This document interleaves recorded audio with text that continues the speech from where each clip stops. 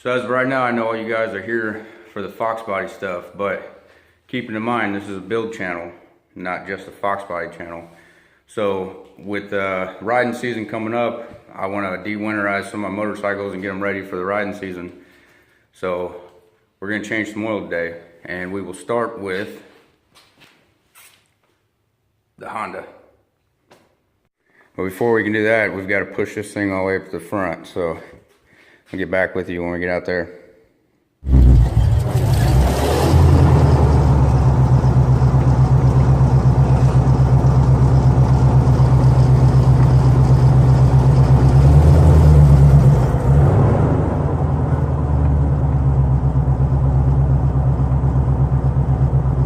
Alright, so we got her up here, but like I promised, Fox body's right there.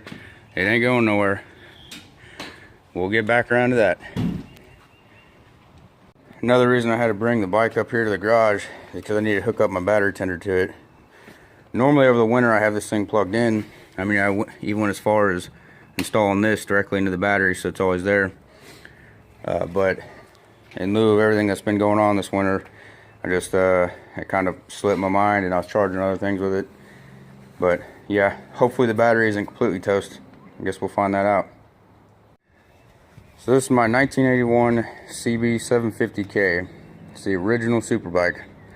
I know a lot of motorcycle purists, you know, Harley World, whatever. I'm probably gonna catch a lot of flack for having a Honda, but you can't beat these old classics. You can't break them. You can ride them hard, and on the top end, they'll smoke a Harley any day, guaranteed. And they're just straight up fun to drive. So getting to some basics, not to question anybody's intelligence, but obviously you've got your oil fill cap here, and it's all, there's not a primary and then the oil tank, it's all encased in one, so it's not like the Harleys. And then here on the front, this is where your oil filter is. You pull that off and it's a paper filter inside. And then going up underneath here is your oil drain plug. So the oil drain plug is a 17 mil, and then the filter housing takes the 12 mil. I'm gonna go ahead and get this thing drained and then get back with you. So one thing I like to do while it's draining is I'll undo the fill cap, let it breathe a little bit better, and it just seems to make the oil run a lot better. Ideally, you'd warm the engine up first, so that way the oil would flow a lot easier, but like I said, the battery's dead, and so we're just gonna do it this way. I finished draining, I'll go ahead and take off this filter housing.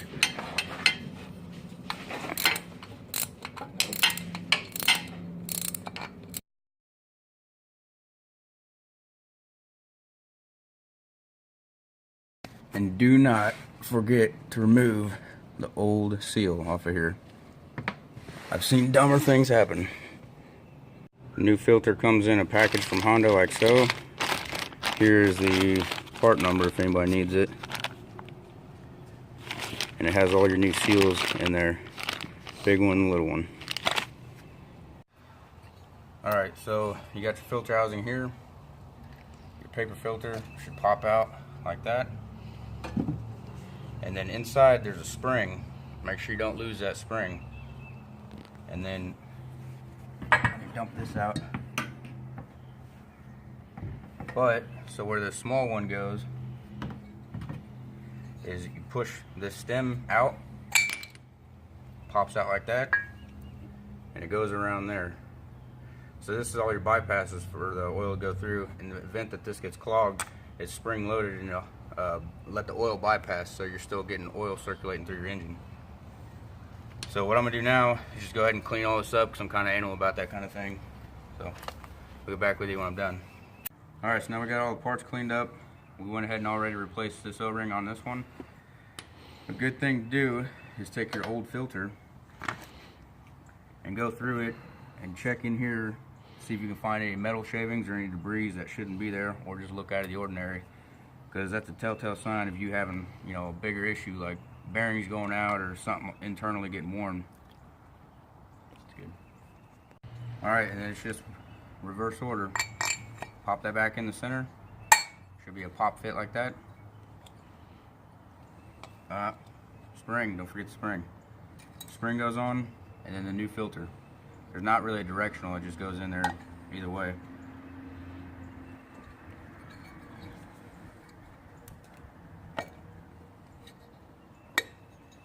like that. And the old rubber gasket, I mean, with the new rubber gasket, I mean, a lot of people, you know, have different opinions about this. I just get a little bit of the old oil, and I like to lube it up a little bit, make it stick better, get a better seal.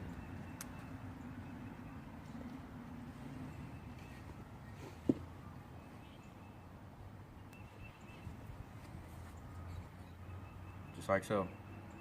Alright. Put this filter back on. I'm gonna go ahead and put the drain plug in, just so I can get this oil pan out of the way. Give me a little bit more room down here. Yep. Okay. Now, just like any other drain plug on a car or whatnot, it needs to be snug. Him? Do not over tighten it. Snug. That's it. Before you go ahead and put your new filter back on, go ahead and make sure you clean up this mating surface all around here, because if you've got any gunk or debris or anything on there, it could cause it to not seal properly and you'll leak oil out. And then one more thing, so just so you know which way you got this on there, if you look on this fin, you've got this part there. It's a little bit fatter than the rest. It's almost like a notch or a key.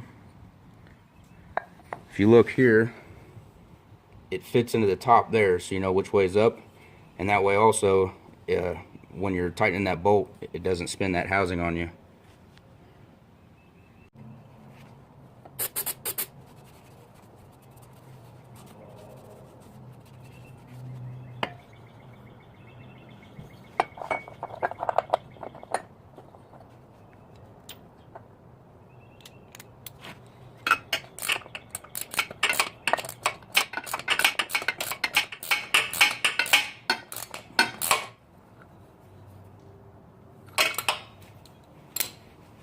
So now it's on there, you can kind of see what I'm talking about with that notch going in there.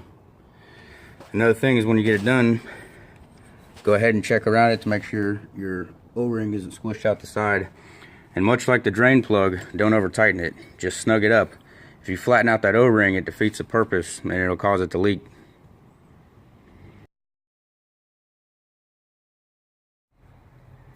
Now that you got the filter back on there and the drain plug in, the only thing left to do is add oil to it, obviously. Now, I use this Rotella T 1540. It's actually diesel oil, but it works really well with the wet clutch in these things, and it's super cheap. You can get it on sale for like 14 bucks or something. And if I remember correctly, this takes exactly 4 quarts, or maybe it's 3.5. I can't remember. But you know, nonetheless, if you're unsure, put a few in and then check it on the hash lines.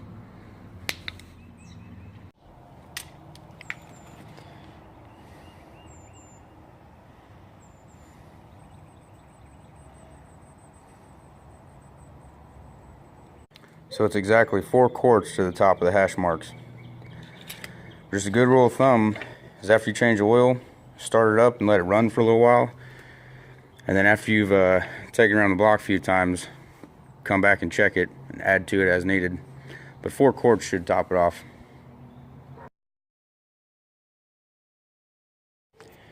Since this thing's been sitting all winter, and much like maybe some of your guys' bikes have, another good thing to do is be sure to check the pressure in the tires. For sure.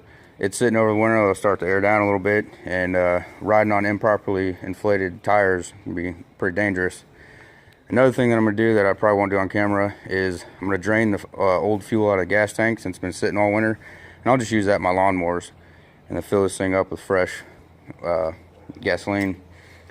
And then obviously make sure you check your brake fluid, make sure all your brakes work properly, and make sure your chain is properly tensioned.